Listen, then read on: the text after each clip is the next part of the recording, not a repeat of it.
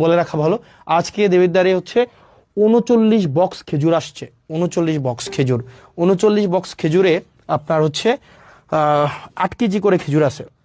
মানে এগুলো হচ্ছে গভর্নমেন্ট দেয়, মানে বিভিন্ন জায়গা থেকে এগুলো নিয়ে আসে। টোটাল হচ্ছে 39 বক্স খেজুর। আমি যদি 39 বক্স খেজুর, 39 × 8, তাহলে কয় কেজি খেজুর? 8 নং 72-এর 2, হাতে আছে 7, 3 8 24, সাথে হচ্ছে 31, 312 কেজি খেজুর আসছে। ভুল হয়েছে নাকি? ঠিক আছে না? হ্যাঁ, 8 নং 72-এর 2, 7, 3 8 24-এর সাথে 31, হ্যাঁ ঠিকই তো আছে।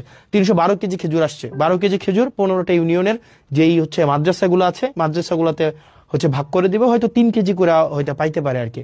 তো এই খেজুর কিছুদিন পরে কুরবানিকে সামনে রেখে উটের মাংস, দুম্বার মাংস এগুলো আসবে।